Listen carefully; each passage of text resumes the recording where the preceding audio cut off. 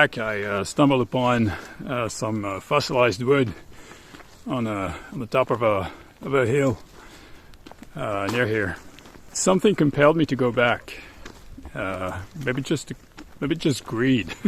Maybe I was just hoping to find a nice piece for my collection of minerals. Just maybe. and so I snooped around. I couldn't find what I was looking for, which is a nice piece of branch or a whole section. Yeah, it didn't take long for me to come upon a couple other stumps, and I realized they had been sawn. So what does that tell you? Fossilized wood that's been sawn before it was fossilized. One particular hilltop that I was scanning for electromagnetic anomalies happened to disclose unquestionable proof of the existence of an at least hundreds of thousands of years old technologically advanced civilization. No convoluted, savvy reasoning here. Pure, basic facts, lying in plain sight to boot. Proof topping evidence of a defunct, forgotten civilization of the dim past, which, the finding concern today, throws back to unfathomable depth of time. As I was looking around, a pile of stone caught my eye. As I drew closer, I first noticed they were distributed along a line, starting from a depression in the ground. A handful of such sunken areas, all containing the same type of rocks, curved, layered chunks of beige limestone. The layers, the end of which formed the rings, were perpendicular to the arched cross-section. Dude, petrified wood! And indeed, the rubble bore all the characteristics of such material. Some still had their readily recognizable fossilized bark clinging to them. Some had unmistakable termite holes in them. Some bore the squarish cracks typical of dry rot. The stumps were of huge dimensions, but that wasn't the largest one I was to stumble upon. I was elated by the discovery, and I started in the direction the largest pile pointed to, in the hope that if I followed the line of the late tree, I might come upon a section of branch that I could take home to enrich my collection of minerals. To no avail. All the fragments of the tree were encompassed within an area of a few meters in diameter around the stump, most of them being concentrated in the sunken footprint of the giant. And all the pieces I could put my hand on were but fragments of stumps. And next thing I knew, my socks were blown off. It all of a sudden dawned on me that all the fragments, the hundreds of them, had a straight cut in. And that straight section was perpendicular to both the curvature of the slab and the grain of the wood, aka xylem, the fiber that runs vertically in a tree. That I hadn't noticed this straight away did baffle me, but we're so used to the sight of stumps that their flat surface has registered as a characteristic of all stumps, and I just didn't question it in the first place, even concerning a fossilized one. So after I overcame my bewilderment, I thought there might be even more fossilized stumps on that hilltop, and I might even find one that was whole as opposed to reduced to a crown. So I started snooping in search of a stony outcrop displaying the hallmarks of wooden stumps. I didn't have far to go. However, I had much effort to put in to expose them. Fico, please. Thank you. They were a behemoth of tree stumps, belonging to Goliath of trees, 5 meters across. But the most mind-boggling aspect, after all such dimensions were to be expected from prehistoric trees, was the fact that, while displaying, again, all the characteristics of stumps, roundish contours, jagged bark-like exterior linings, surface cracks, and so on and so forth, the section/surface was flat and smooth, like, and indeed, resembling the flat of a hand. One of them showed a stepped surface section, exactly like the one modern stumps show from directional cuts, aka scarf cuts. Now, just in case it hasn't sunk in at this point, let me put it bluntly. Those trees were felled prior to being fossilized, and it was done using mechanical saws. As the saying goes, the devil is in the details. You might have been wondering what kind of saw was used to fell those enormous ancient trees. Of course, we all bear in mind images of those olden two-man handsaws. But the devil here is a blatant anachronism. I don't even think the term applies here, considering the staggering depth of the time gap involved. The trunk bears unmistakable chainsaw marks, where an antediluvian lumberjack first applied the blade of his instrument and then thought better of it, opting for a different angle. Unmistakable chainsaw marks.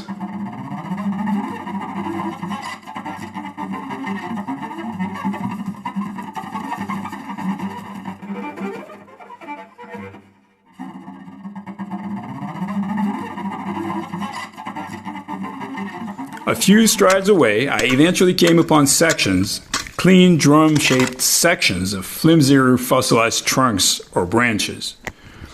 Where the first fragments I had found were clean cut at one end and broken on the other, these had two flat, smooth sides.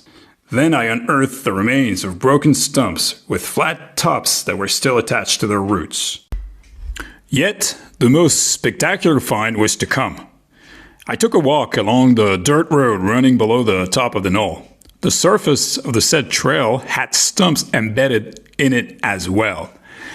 I didn't dig holes in the road to expose them, but they looked so similar to the ones I had found atop the knoll that I didn't feel the need to. Looking up, my eyes fell on the tree itself, lying right next to the suspected stump, as if it had just been felled.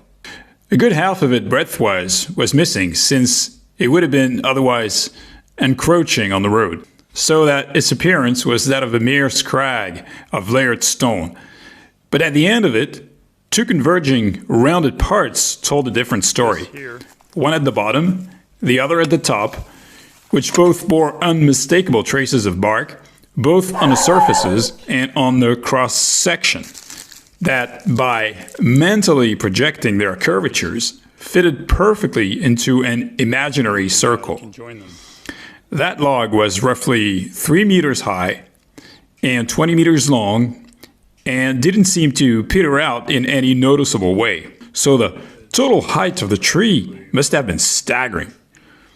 So were those trees down to make space for the road? Lately, it crossed my mind that roads that we take for granted to have been built in our lifetime, or in our parents' lifetime, or let's say in our grandparents' lifetime, might be as old as the wheel.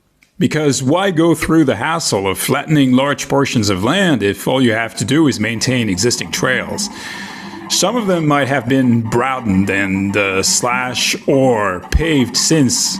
But if our ancestors or predecessors, and I don't only mean the Romans, did build roads, they are probably still in function for the most part. Half of this road is paved with a cross-section of fossil stumps lying beneath it.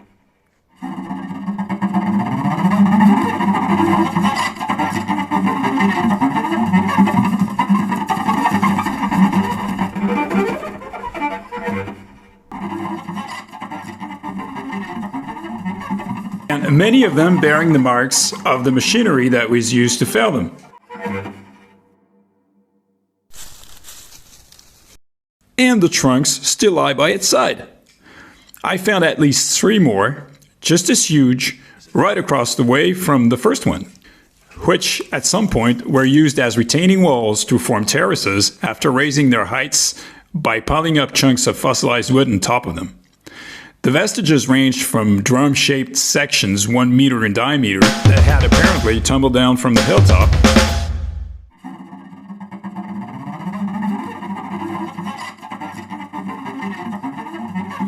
to entire trunks exposed on one side of their full length and their flat ends jutting out of the embankment.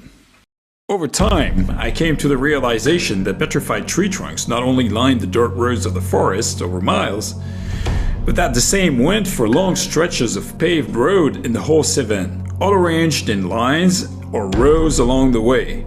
It goes without saying that if they had just fallen down due to natural causes, they would be lying helter-skelter on top of each other. So to me, this goes to show that they were most likely felled by pre-diluvial road builders. Lately, I had a gander at the defunct silver mine. some 30 kilometers north at Viadas, Lozère.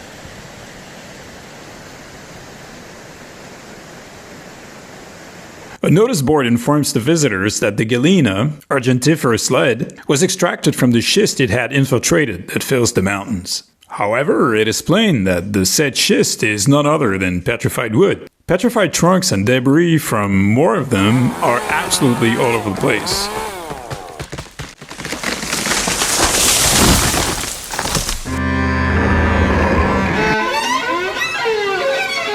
The ground is strewn with beautiful pieces of fossil wood lined with shimmering metal. The mountain the mine was dug in itself is just a pile of trees. The geologists working at the mine couldn't have failed to recognize this, and yet none of the articles I read about the mine make mention of this.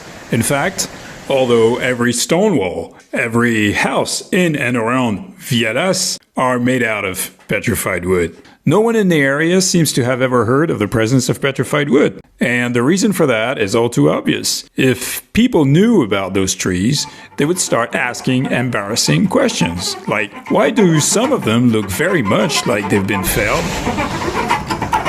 Or why do the embankments of the roads of the area consist of lined up monstrous trunks? And the powers that be do not want to have to answer that kind of question, because just like knowledge is power, to them so is our ignorance.